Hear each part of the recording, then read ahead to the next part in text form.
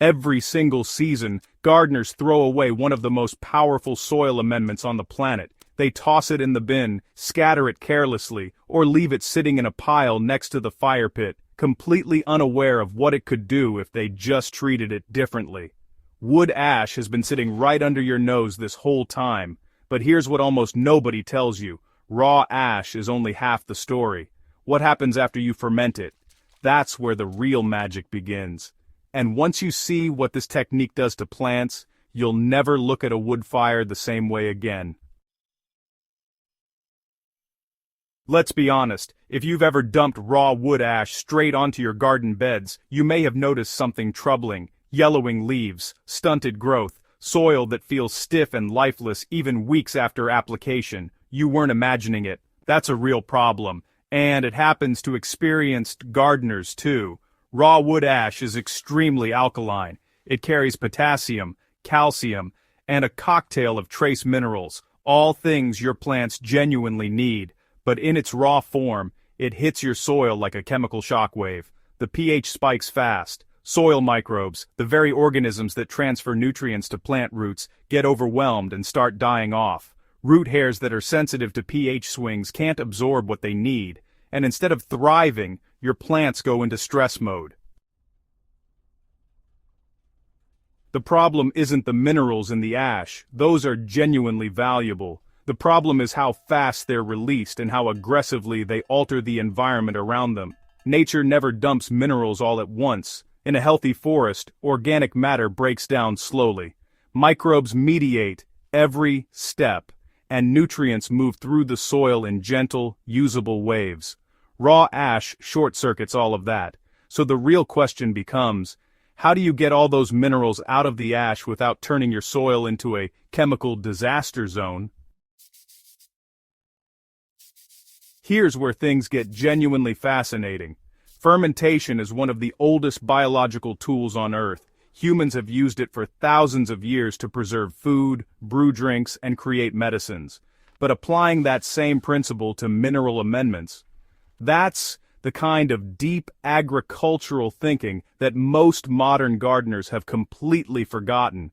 When wood ash sits in water with a simple carbohydrate source, something as basic as molasses or overripe fruit, microbial activity begins almost immediately. Naturally occurring bacteria start feeding on the sugars, multiplying and producing organic acids as byproducts. These acids do something critical. They bind with the harsh mineral compounds in the ash and transform them into softer, plant-compatible complexes. Calcium, which in raw ash can be almost caustic, becomes soluble and gentle enough to be absorbed directly by plant cell walls. Potassium, which in raw form can literally burn root tissue, becomes available without damaging anything.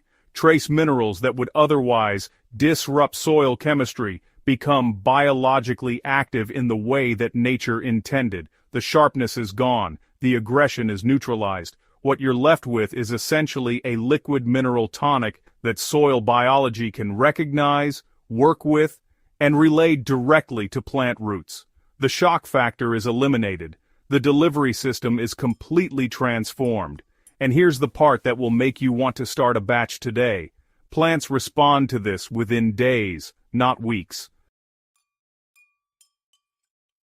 This is where the theory becomes practice, and the practice is genuinely simple. No specialized equipment, no complicated timing, just clean inputs and patience. Start with hardwood ash only. This is non-negotiable. Ash from painted wood, treated lumber, glued materials, or contaminated sources carries chemical residues that will work against you. Know your source. Clean ash from clean wood. That's the standard. Sift 1 cup of wood ash to remove any large chunks or unburned debris. Add it to 1 full gallon of non-chlorinated water. If your tap water is chlorinated, let it sit uncovered for a full 24 hours before using. Chlorine kills the microbes you need for fermentation to happen. Add 1 teaspoon of unsulfured molasses or raw sugar. If neither is available, mashed overripe fruit works just as well. The carbohydrates are what you're after. Stir everything thoroughly until well combined. Pour it into a container with extra space at the top. because fermentation generates gas.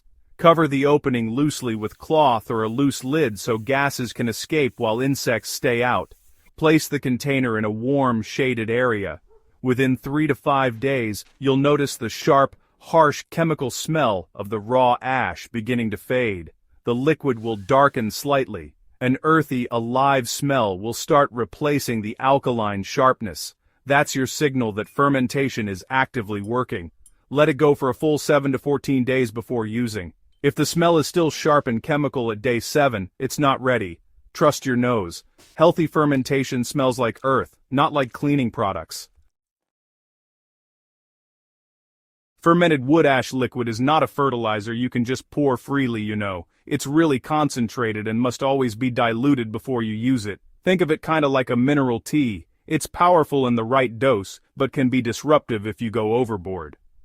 For in-ground garden beds, you'll want to dilute 1 cup of fermented ash liquid into 1 full gallon of water. Then, apply this mixture directly to moist soil around the root zone, never to dry ground. Dry soil just doesn't have the active microbial population to process the input right away, and you run the risk of localized mineral buildup. Moist soil, on the other hand, lets the biology get to work integrating those minerals right away, spreading them efficiently through the root zone. Now for container plants, drop that ratio to half a cup per gallon of water. Containers have limited soil volume and a more concentrated microbial ecosystem, so gentler applications protect that balance while still delivering the mineral benefit. For compost piles, pour 1 to 2 cups of fermented ash liquid directly into the pile and give it a light turn. This really helps accelerate decomposition, balances acidity, and adds a mineral layer that makes your finished compost a whole lot richer, without messing up the beneficial organisms that are driving the breakdown. Timing is everything in gardening, and well, fermented ash is no different. This mineral input works best at specific moments in the plant's life cycle. You'll want to apply it just before flowering begins, since that's when potassium demand spikes and plants need the structural support calcium provides to make strong blossoms. Then, apply it again during early fruit set, when the plant is channeling a ton of energy into fruit development and cellular expansion. And don't forget, you can apply it anytime you notice stress signals, wilting under heat, slow production during peak season, or leaves that just aren't as deep in color as they should be. During the growing season, an application every 2 to 3 weeks is effective and safe when using the dilutions described above. Because fermentation has already buffered the minerals, there's no dangerous accumulation when you use it responsibly. The soil can process and distribute what it receives without being overwhelmed. Here's where the real value becomes clear, especially for preppers and homesteaders thinking beyond a single season. Fermented wood ash isn't just a fast fix. Repeated seasonal use gradually restructures soil at a physical level. The calcium in the ash helps bind individual soil particles into stable aggregates, essentially small clusters that create a network of air pockets and water channels throughout the soil profile. In heavy clay soils, this dramatically improves drainage and aeration. In sandy soils, those same aggregates improve water retention and slow nutrient leaching. Over time, root systems grow deeper because the soil structure supports them. Fungal networks, the underground highways that connect plants to nutrients, expand and strengthen because the roots they partner with are healthier. Microbial diversity increases with each season of use. That diversity means more biological pathways for nutrients to travel, more resilience against disease and drought, and a soil system that becomes self-sustaining rather than dependent on constant intervention. Each year you'll find yourself adding less and getting more. That's the mark of soil that's actually healing. There are 3 critical mistakes that can turn this technique against you, and all 3 are avoidable. The first is overconfidence in quantity. Fermentation makes ash safer, but it doesn't make it harmless. More is not better. Moderation wins consistently in soil work. Stick to the dilutions. Trust the process. The second is impatience with fermentation time. Using ash liquid that still smells sharp and chemical means the transformation is incomplete. Harsh organic acids haven't been buffered yet. Minerals are still in their aggressive form. You're essentially applying a slightly weaker version of raw ash, and you'll see the same disappointing results. Wait the full 14 days if needed. The third is contaminated ash.